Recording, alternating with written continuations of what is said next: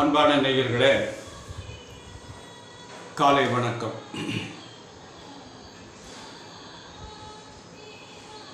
பூடியர்கோன் வெப்பொழித்த புகழியர்கோன் கடல் போற்றி, ஆழிமிசை கல்மிதப்பில் அணைந்து பிரான் அடி போற்றி, ஊழிமலி ஆதிரை திருவாரூரான் தாழ் போற்றி, வழிமலி திருவாத ஊரர் திருத்தாள் போற்றி, திருவாத ஊரர் திருத்தாள் போற்றி.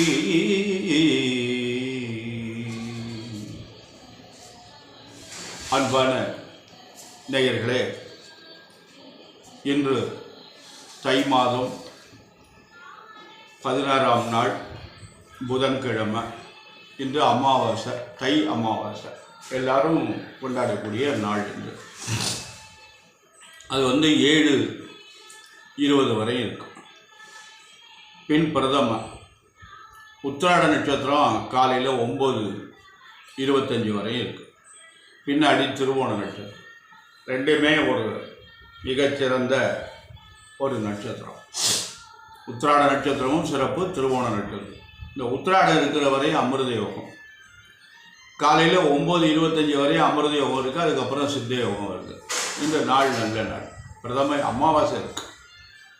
ஆனால் அமாவாசை அன்னைக்கு காரியங்கள் எதுவுமே பண்ணக்கூடாது. சுப காரியங்கள்லாம் எதுவும் பண்ணக்கூடாது. எல்லோரும் என்ன பண்ணுறாங்கன்னா, இன்றைக்கி நிறைஞ்ச நாள் பண்ணலாம் அப்படின்னு பண்ணுறாங்க. அது தவறு. இந்த அமாவாசை அன்னைக்கு முன்னோர்களுக்கு எள்ளுந்தண்ணி விடக்கூடிய நாள், தர்ப்பணம்னு சொல்கிறதால. அந்த தர்ப்பணம் பண்ணக்கூடிய நாள். நீங்கள் மலேசியா, சிங்கப்பூர் இங்கெல்லாம் பார்த்தீங்கன்னா கோவிலில் நிறைய தர்ப்பணம் பண்ணுறாங்க. எல்லாருமே, எல்லா சமுதாயத்தரும், அங்கே என்ன சமுதாயம்லாம் சொல்ல முடியாது, எல்லாரும் அமாவாசை அன்னைக்கு தர்ப்பணம் பண்ணுறாங்க. இங்கே நம்ம நாட்டில் தர்ப்பணம் பண்ணுற பழக்கமே இந்த பிராமணர்களை தவிர வேறு யாரும் தர்ப்பணம் பண்ணுறதில்ல. பிராமணர்களையும் ஒரு சிலர் தர்ப்பணம் பண்ணுறாங்களான்னு தெரியல. தர்ப்பணம் பண்ணணும். அமாவாசை அன்னைக்கு நம்ம முன்னோர்களுக்கு நம்ம அந்த எழுந்தறி விடணும் அப்படின்னு ஒரு அமைப்பு. அமாவாசை அன்னைக்கு இந்த பசுமாட்டுக்கு ஒரு பிடிச்சபடி அகத்தீரையாவது கொடுத்தோம்னா நல்ல பலன். இதெல்லாம் முன்னோர்களுடைய ஆத்மா சாந்தி அடையும் அப்படின்னு சொல்லியிருக்காங்க. அது மாதிரி ஒரு தினம், அதுவும் தை அமாவாசை என்று. இந்த ராகு காலம் 12 முதல் 1:30 வரை, யமகண்டம் 7:30 முதல் 9 வரை, குளிகன் 10:30 முதல் 12 வரை, செவ்வாய் புதன் வடக்கே சூழல். நேற்று வடக்கே சூழல், இன்னைக்கு வடக்கே சூழல். பரிகாரம் பால். அன்பான நேயர்களே, இன்று கிரகங்கள்லாம் எப்படி இருக்கிறது அப்படின்னு ஒரு கருத்து. இன்று சூரியன் மகரத்தில், சந்திரனும் மகரத்தில். அவர் தனுசுலேருந்து மகரத்துக்கு நேற்று வந்துட்டார். புதனும் மகரத்தில். 3 கிரகங்களும் மகரத்தில் இருக்கிறது. குரு எப்போவும் போல ரிஷபத்தில் இருக்கார். சுக்கிரன் பயிற்சி ஆகிட்டார். சுக்கிரன் பயிற்சியாகி மீனத்துக்கு போயிட்டார். உச்சம் பெற்றிருக்கார். அருமையான அமைப்பு. சுக்கிரன் உச்சம். சனி அவர் வீட்டில், சொந்த வீட்டில் தனித்து இருக்கார். நண்பரோடு இருந்தார். இப்போ அவர் தனித்து விடப்பட்டார். ராகு மீனத்தில், கேது என்று ஒரு மிகப்பெரிய கிரகமான 2 கிரகம் பலமாக இருக்குது. சனி பகவான், சுக்கிர பகவான். அருமையான நாள். மேஷராசி என்பவர்களே, உங்களுக்கு இன்று நல்ல நாள். குரு பகவான் பலமாக இருக்கார். 2ஆம் இடத்துல இருக்கார். அருமையான நாள்.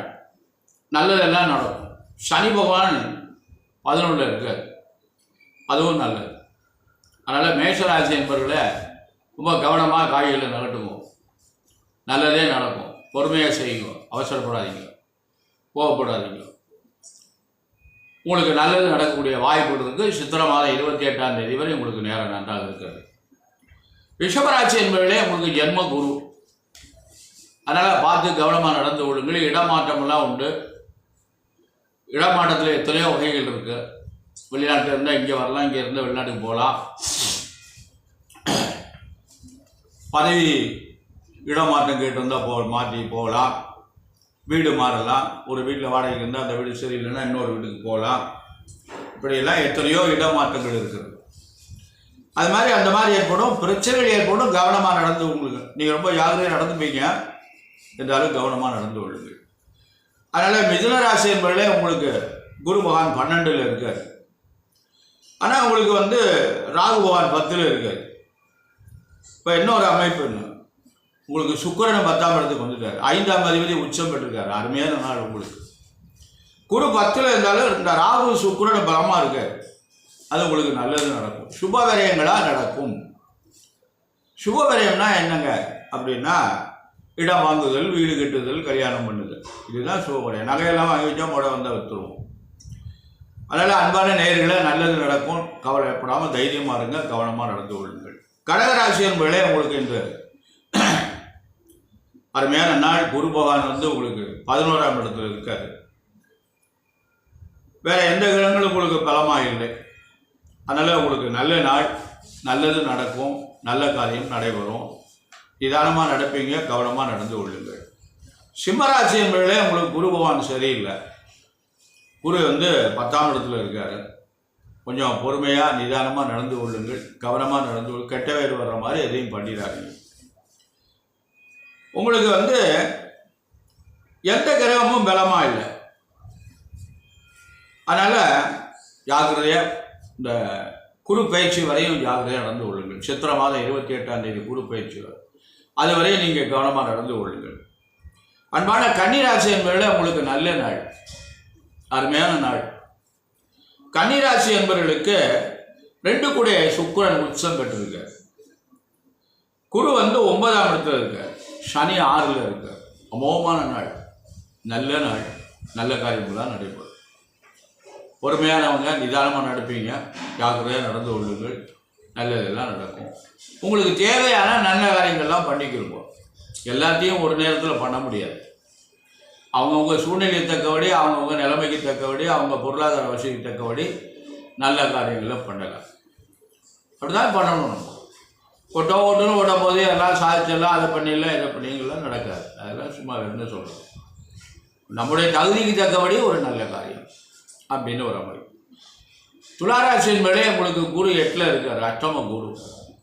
ஆனால் ஒரு ராசிநாதன் உங்களுக்கு உச்சம் பெற்றிருக்கான். ஆனால் அந்த ராசிநாதன் 8ஆம் அதிபதி ஆயிடலாம். உங்களுக்கு ராகு 6ல் இருக்கார். அது ஒரு பெரிய சிறப்பு. அதனால் துளாராசி என்பவர்களுக்கு உங்களுக்கு குரு பலமாக இல்லை. புதுசாக எதையும் செய்யாதீங்க. ஏன்னா குரு 6 கூட போய் 8ல் இருக்கக்கூடாது. நோயை கொடுத்து விரயத்தை கொடுப்பான். அதனால் பார்த்து கவனமாக ஜாக்கிரதையாக நடந்து கொள்ளுங்கள். அன்பான விருச்சிக ராசி என்பவர்களே உங்களுக்கு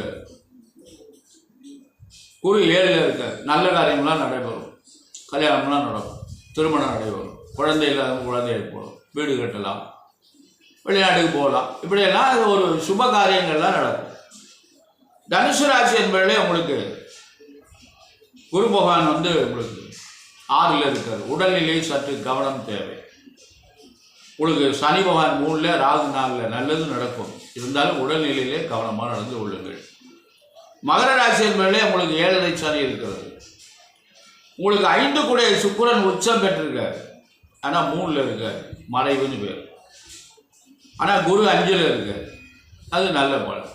அதனால் மகர ராசி என்பவர்களுக்கு நல்ல நாள், நல்லது நடக்கும். கும்பராசி என்பவர்களே உங்களுக்கு 7.5 சனியுடைய காலம் இருக்கிறது. சனி பகவானுடைய ஆதிக்கம் இருக்கிறது. என்ன ஒரு 5 ஆண்டுகள் இருக்கும் நினைக்கிறேன். அதனால் பார்த்து கவனமாக நடந்து கொள்ளுங்கள், ஜாக்கிரதையாக நடந்து கொள்ளுங்கள். கும்பராசி என்பவர்களுக்கு கிரகங்கள்லாம் சரியில்லை. மீனராசி என்பவர்கள உங்களுக்கும் 7.5 சனி இருக்கிறது. அவங்க வயதுக்கு தக்கபடி முதல் சுற்று, 2வது சுற்று, 3வது சுற்றுலாம் வரும். அன்பான நேயர்களே, குரு பகவான் உங்களுக்கு ஒரு ராசியை பார்க்கின்ற ஒரு ராசியிலே சுக்கிரன் உச்சம் பெற்றிருக்கார். 3, 8 கூட சுக்கிரன் உச்சம் பெறக்கூடாது. அவர் ராசியில் இருக்கார். நல்ல தேவையில்லாத செலவு நடக்கிறதுக்கு வாய்ப்பு இருக்குது. இருந்தாலும் பார்த்து கவனமாக நடக்கும்போது நல்ல செலவாக நடக்கும். அன்பான மகர ராசி, கும்பராசி, மீனராசி என்பவர்களே, உங்களுக்கு ஏழை பகவானுடைய காலம் இருக்கிறது. அதனால் நான் தினந்தோறும் சொல்லிட்டு இருக்கேன். அதனால் இறை வழிபாடு பண்ணுங்கள். இறை வழிபாடு தான் நமக்கு நல்ல பலன்களை தரும். அந்த இறை வழிபாடுடைய நோக்கம் என்னன்னு கேட்டால், ஆலயம் தொழுவது சாலவும் நன்று. என்றால் ஆன்மா, லயப்படுத்துவது. இந்த ஆன்மாவை ஒருநிலைப்படுத்துவதற்கு கோவில் தான் முக்கியம். அங்கே கோவிலில் போனாலுமே இப்பெல்லாம் நமக்கு மனசு ஒருநிலைப்பட மாட்டேங்குது. ஏன் ஒருநிலைப்பட மாட்டேங்குதுன்னா, என்ன வயசானாலும் கூட ஒரு அழகான பெண்ணு இருக்கிறது சாமி கும்பிட்டு அவளை தான் பார்க்க சொல்லுது. இறைவனை வழங்குவதற்கு இல்லை. பெண்கள் என்ன பண்ணுறாங்கன்னா, எதாவது இருக்க பெண்கள் என்ன புடவை கட்டியிருக்காங்க, எவ்வளோ நகை போட்டிருக்காங்க, நம்ம அது மாதிரி பண்ண முடியல, இப்படி அவங்களே பார்த்துக்கிட்டே இருக்காங்க. ஒருமையுடன் உனது திருமலரடி நிற்கின்ற உத்தமருதம் வேண்டும். ஆலயத்துக்கு போயிட்டோம்னா வேறு சிந்தனைகள்லாம் நமக்கு இருக்கக்கூடாது. டைரெக்டாக நேராக நமக்கு இறைவனுக்கு நம்ம பக்கத்தில் இருக்க யாருன்னே திரும்பி பார்க்க முடியாது. அதனால் இந்த இறைவனுடைய வழிபாடு நமக்கு நல்ல பலன் தரும். கோவிலுக்கு போய் நம்ம வழிபாடு செய்தோமையானால் நமக்கு கட்டங்கள்லாம் தீர்ந்து நல்லருள் கிடைக்கும். அதனால் 7.5 சனி இருக்கிறது கஷ்டமாக இருக்குன்னு நொந்து கொண்டே இருக்காமல், அந்த 7.5 பகவான் மேலே குற்றத்தை சொல்லாமல் நாம் அவனையும் சிவபெருமானையும் நம்ம தினசரி ஆலயத்துக்கு சென்று வழிபாடு செய்வோமேயானால் நமக்கு இந்த 7.5 சனியுடைய தாக்கத்திலிருந்து குறைஞ்சு நம்ம வெளியில் வரலாம். அன்பான நேயர்களை, எந்த ஒரு முக்கியமான தகவல் ஏற்கனவே ரொம்ப நாளைக்கு முன்னாடி சொல்லியிருக்கேன், இருந்தாலுமே ஒரு முறை சொல்கிறேன். அதாவது இந்த வெறுங்காலில் நடக்கின்ற பலன் அப்படின்னு ஒரு கருத்து இருக்கிறது. வெறுங்காலில் இப்போ நடக்க முடியுமா? செருப்பு போடாமல் நடக்க முடியலை. ஷூ போட்டால் ஷாக்ஸு மாட்டின்னு நடக்க வேண்டியிருக்கு. இப்படியெல்லாம் ஒரு சிரமம் வந்துருச்சு நமக்கு. ஆனால் இந்த காலை ஷாக்ஸு போட்டு இறுக்கி டைட் பண்ணிவிட்டு ஷூவை மாட்டிக்கிட்டு நடக்கக்கூடாது.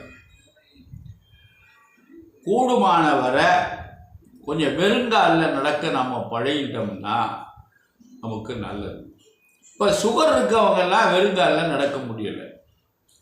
ஏன்னா ஏதாவது கடந்து குச்சி பிடிச்சுன்னா காலையே எடுக்கிற மாதிரி வந்துடும், விரலையும் எடுக்கிற மாதிரி வந்துடும். அது கவனிக்காம விட்டோம்னா புறை அடித்து முழங்கால் வரையும் முழங்காலோட கலட்டுற மாதிரி வந்துடும். அதனால் என்ன பண்ணுறது? சுகர் இருக்கவங்க செருப்பு போட்டு தான் நடக்கணும். இந்த வீட்டுக்குள்ளே மாடியில் போகும்போது வெறுங்காலோட நடக்கலாம். நம்ம விட்டு மாடி தானே, சுத்தமாக வச்சுக்கலாம் இல்லையா? கொஞ்சம் வெறுங்காலோட நம்ம நடந்தோம்னா என்ன செய்யும்னா, இந்த அடியில் பாதத்தில் இருக்குது பார்த்தீங்களா, இந்த 5 விரல்கள், அடிப்பாதம், குதியங்கால், உள்ளங்கால், இந்த பாதத்தில் இருக்கின்ற நரம்புகள்லாம் ஒவ்வொன்றும் ஒரு பகுதிக்கு தொடர்பு கொள்ளுகின்றன. மூளையிலேருந்து, இதயத்திலேருந்து, கிட்னிலேருந்து எல்லா பகுதிக்கும் இந்த நரம்புகள் செல்கிறது. அது இந்த வெறும் காலில் அந்த பாதத்தை நம்ம அழுத்துகின்ற பொழுது அந்த நரம்புகள் சுருங்கி விரிவடைகிறது. இப்படி நம்ம ஓயாமல் இப்படி நடந்து இருக்கிற போது அந்த நரம்புகள் சுருங்கி விரிகிறது. அப்போ அந்த நரம்புகள் சுருங்கி விரிகின்ற பொழுது நமக்கு இரத்த ஓட்டம் சீராக கிடைக்கிறது. அந்த காலங்களில் கிராமங்களில் பெரும்பகுதி எல்லாருமே செருப்பு போடாமல் தான் நடந்தாங்க. வயலில் இறங்குற போது செருப்பை கழட்டிட்டு தான் இறங்குவாங்க. செருப்பு போட்டு வயலில் காலை வைக்க மாட்டாங்க. இன்றைக்கும் உண்டு, கிராமத்தில் பார்த்துருக்கேன். இந்த வரப்புல கூட அந்த செருப்போட நாங்க வராங்க. வரப்பு ஓரத்தில் செருப்பை கழட்டி வச்சுக்கிட்டு இல்லைன்னா கையில் எடுத்துக்கிட்டு இந்த வரப்பு மேலே நடந்து வெறுங்காலம். அப்போ வெறுங்காலோடு அந்த வயலில் காலை வைக்கின்ற பொழுது அதிகமான அழுத்தங்கள் கிடைக்கின்றன. ஏன்னா வயல் கரடு மூடாக தரும், பயிர்கள் நட்ட இடம், மேடு வெள்ளமாக தரும். அப்போ அழுத்துகின்ற பொழுது சீக்கிரமாக நமக்கு ரத்த ஓட்டம் நன்றாக கிடைக்கும். இப்போ பாருங்க, இந்த செருப்பை வச்சு தான் நம்மளை மதிக்கிறாங்க. நம்ம காலில் அணிந்திருக்கோம்ல செருப்பு, அதை வச்சே நம்மளை மதிப்பீடு போடுறாங்க. சாதாரணமாக ஒரு செருப்பு எடுத்தோம்னா வசதி இல்லாதவன் போடுவாங்க. நல்லா உயர்ந்த செருப்பு போட்டிருந்தோம்னா நடுத்தரம். நல்லா ஷூ ஒரு 5000 ரூபாய்க்கு ஷூவை வாங்கி மாட்டின்னு போகணும், பெரிய பணக்காரன் போல. காலணியை வைத்து மனிதனை எடை போடுகின்றார்கள். அதனால் சாப்பிடும்போது கூட காலணியோடு தான் நம்ம சாப்பிடுவோம். கல்யாண மண்டபத்துக்கெல்லாம் முன்னாடி போனோம்னா வெளியிலேயே காலணியை காட்டி போட்டு போகணும், உள்ளெல்லாம் போகக்கூடாது. ஆனால் இப்போ அப்படி இல்லை, மேலே வரையும் காலணியோடு போகிறாங்க. மாப்பிள்ளையே காலணியோடு இருந்து திருப்பிடுறாரு. அது நம்முடைய மதத்துக்கு சார்பு இல்லை, மொத்தத்தில் அது சம்மதம் இல்லை. அது கிறிஸ்துவ மதத்துக்கு தான். அது அவங்க ஷூவோடு தான் எல்லாமே பண்ணுவாங்க, பூஜை கூட ஷூவோடு தான் பண்ணுவாங்க, அது காட்ட மாட்டோம். அது அவங்களுக்கு மேலை நாட்டுக்கு அது நாகரிகம், நமக்கு அது நாகரிகம் இல்லை. நமக்கு காலணியை காட்டிக்கிறோம். அதாவது சொல்லுவோம், எதை எங்கே வைக்கணும்னு ஒரு கணக்கு, செருப்பை எங்கே வைக்கணுமோ அங்கே தான் வைக்கணும், நடுவீடு வரையும் செருப்பை கொண்டு வரக்கூடாது, அப்படிலாம் ஒரு கருத்து. அதனால் நம்ம என்ன பண்ணணும்னு கேட்டிங்கன்னா, கொஞ்சம் கூடுமான வரை வீட்டுக்குள்ளே நடக்கிற பொழுதும் மாடியில் நடக்கிற பொழுதும் வெறுங்காலோடு நம்ம நடந்தமையானால் நிச்சயமாக இந்த இரத்த ஓட்டம் நமக்கு சீராக கிடைக்கும். நான் எனக்கு ஒரு 12-10 வயசு இருக்கும், ஒரு ஊரில் படிச்சுட்டு இருந்தேன். கீழச்சேல்பட்டின்னு ஒரு ஊர், அது பக்கத்தில் ராமதின்னு இருக்குது, அந்த ஊரில் படிச்சுட்டு இருந்தேன். அங்கே சாயந்தரம் கோவிலில் பிள்ளையார்களுக்கு பூஜை பண்ணிட்டு சரி அப்புறம் காளாஞ்சி கொடுப்பாங்க. அதை வீடு வீடாக கொண்டே கொடுப்போம். செட்டி வீட்டுக்கு போகிறோம், 60 வீடுக்கு போகணும், 7 மணிக்கு தான் வீட்டுக்கு திருப்பி வருவேன். அப்போ ஒரு 2-3 வீட்டுக்கு போவேன், கொல்லைப்பக்கம் தான் அவங்க இருப்பாங்க. போனால் அவங்க என்ன பண்ணுவாங்கன்னா, அடுப்படியிலேருந்து வருவாங்க, செருப்போடு வருவாங்க.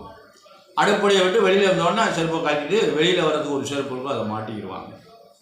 அடுப்படியிலேருந்து கூட வரையும் ஹால் வரையும் முகப்பு வரையும் போகிறதுக்கு ஒரு செருப்பு வச்சுருப்பாங்க. அவங்க செருப்பு இல்லாமல் நடக்க மாட்டாங்க. ஆனால் அவங்களுக்கு சீக்கிரம் முழங்கால், அவங்களால கீழே உட்கார முடியாது, உட்காந்து சாப்பிட முடியாது, காலை மடக்க முடியாது, சமணம் விட முடியாது, உட்காந்து மலைஜலம் கழிக்க முடியாது. எவ்வளோ அவஸ்தைப்படும். இதுக்கெல்லாம் காரணம் என்னன்னு கேட்டால், இந்த கால் எப்பொழுதும் நம்ம செருப்போடையே நடக்கின்றதுனால் ஏற்படுகின்ற உபாதைகள். கூடுமானவரை கொஞ்சம் செருப்பு இல்லாமல் ஒரு நாளைக்கு ஒரு 1 மணி நேரமாவது நடக்க பழகி கொள்ளுங்கள். அது நமக்கு ஒரு நல்ல பலன்களை தரும். அதனால் இதுக்கு அக்கு பஞ்சர்னு பேர் இருக்குது. அந்த அக்கு பஞ்சருங்கிறது நம்ம நாட்டில் உருவானது. இது அந்த அக்கு பஞ்சரை நமக்கு தந்தவர்களை இந்த நம்ம நாட்டில் உள்ளவங்க புண்ணியவான்களை விரட்டி விட்டாங்க. அவர் சைனாவுக்கு போயிட்டார். அங்கே போய் அவர்கிட்ட நிறைய எல்லாருக்கும் சீடர்கள்லாம் உருவாக்கிட்டு கடைசியில் அவர் என்ன பண்ணார், சரி நான் உங்களுக்கு எல்லாம் தொழில் எடுத்து என் நாட்டுக்கு போகிறேன்னொன்னே அவன் போய் இந்த அக்கு பஞ்சரை இங்கே சொல்லி கொடுத்துருவான் அப்படின்ட்டு அவனை அடித்து கொன்று சமாதியாக வச்சுட்டாங்க. அதுக்கப்புறம் சீனாவிலேருந்து வந்ததுங்கிறாங்க, தவறு. இந்தியாவிலேருந்து சீனாவுக்கு போனது, சீனாவிலேருந்து திருப்பி நமக்கு வந்தது. அதனால் இந்த அக்கு பஞ்சரைன்னா ஊசி மூலமாக குத்துவது, ஓட்ட ஓடுறதில்லை, குத்தி குத்தி எடுப்பது. இந்த சுகர்காரங்களுக்கெல்லாம் ஒரு செருப்பு இருக்கும், முள்ளாக இருக்கும் ரப்பரில், அதை போட்டுக்கிட்டு நடந்தோம்னா அது கொஞ்சம் அழுத்தம் கொடுக்கும்.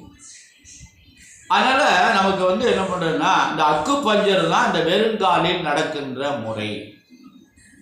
அதனால் நம்ம என்ன பண்ணணும்னா, கொஞ்சம் படிச்சிருக்கோம், நிறைய எல்லோரும் படிச்சிருக்கோம்னா நான் படிக்கலை, நீங்களாம் நிறைய படிச்சிருக்கீங்க, குழந்தைகளாம் நன்றாக படிக்கிறாங்க, சொல்லிக் கொடுங்கள். கல்வி என்பது எதற்கு என்றால் அறிவை வளர்த்துக் கொள்வதற்கு. வைரம் பட்ட தீட்ட தீட்ட ஜொலிக்கும். அது மாதிரி நாம் படிக்க படிக்க நாம் ஜொலிக்கணும். நம்மளோட இருக்கிற ஆற்றல் வெளியில் வரணும். படிச்சுட்டு தப்பு பண்ணக்கூடாது. ஆனால் இன்று என்ன நடக்குது என்றால், கற்றவர்கள் தான் நிறைய தவறுகள் செய்கின்றார்கள். ஏன்னா அவங்களுக்கு தவறு செய்வதற்கு எளிய வழியை கண்டுபிடிச்சாங்க. அதனால் தவறாக நினைத்துக் கொள்ளாதீர்கள் நண்பர்களே. நான் யாரையும் குறை சொல்லலை. ஏன்னா மக்கள் எல்லோரும் நிறைய வியாதியில் கஷ்டப்படுறோம். நாம் முழங்கால் மடக்க முடியல, கீழே உட்கார முடியல. அதனால் நம்ம இது ஒரு முக்கியமான ஒரு அமைப்பு. வெறுங்காலில் நடக்கிறது ஒரு சிறந்த ஒரு செயல். அதனால் ஒரு நாளைக்கு நம்ம கொஞ்சம் தூரம் அப்படி சாயந்தர நேரமோ காலை நேரமோ மாடிக்கு போகிறோம், மாடிக்கு துணி உணர்த்த போகிறோம், அப்படியெல்லாம் போகும்போது நம்ம என்ன பண்ணணும் கேட்டால் செருப்பு போட்டு போகாமல் மாடியில் படியெல்லாம் தான் சுத்தமாக கூட்டி தானே வச்சுருப்போம். அதனால் நம்ம வந்து போய் மாடிக்கு போய் கொஞ்சம் தூரம் நடந்து வெறுங்காலையில் நடந்து வந்தோமையானால் நமக்கு அந்த இரத்த அழுத்தங்கள், இரத்த ஓட்டங்கள், நமக்கு ஒவ்வொரு பகுதிக்கும் நமக்கு இரத்த ஓட்டம் நம்ம உடம்புல இருந்து கையிலிருந்து கால் பாதங்களிலிருந்து விரல்களிலிருந்து நமக்கு மூளை வரையும் இதயம் வரையும் நரம்புகள் தொடர்பு இருக்கின்றது.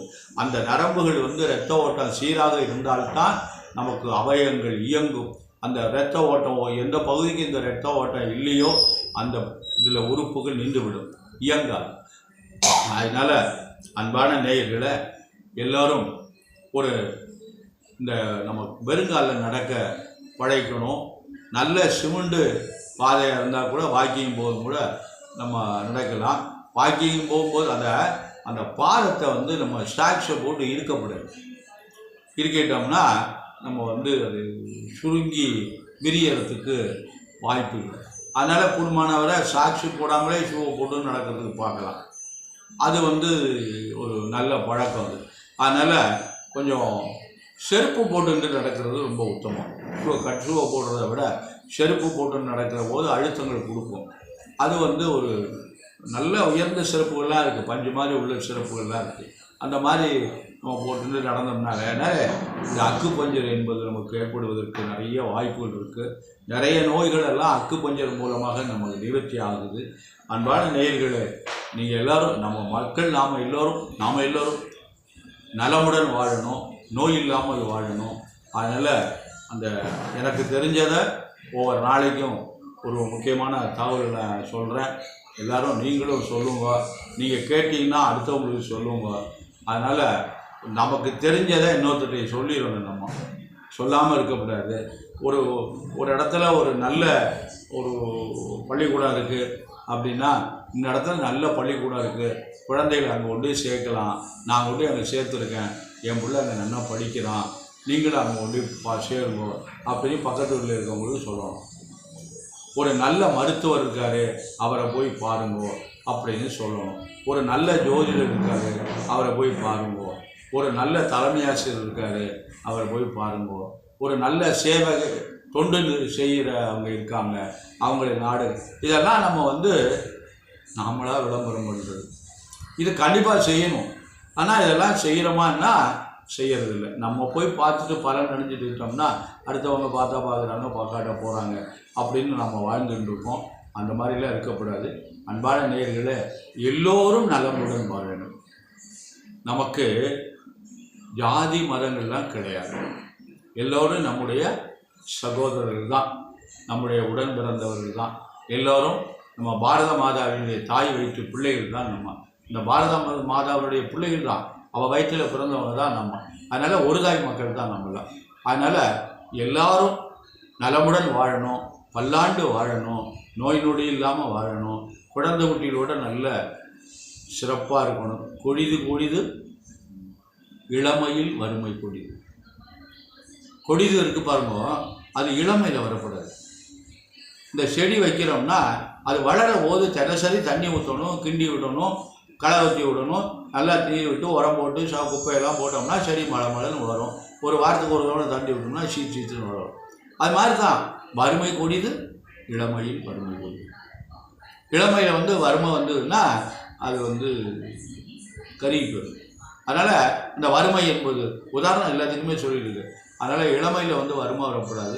வறுமை என்பது அவங்க வயது இருக்கபடி. அதனால் எல்லோரும் நலம் பெற்று பல்லாண்டு வாழ எல்லாம் வல்ல எம்பெருமான் சர்வேஸ்வரனையும் வள்ளல் பெருமான் வள்ளியின் மலால் முருகப்பெருமானை பிரார்த்தனை செய்து நிறைவு செய்கிறேன். நன்றி, வணக்கம்.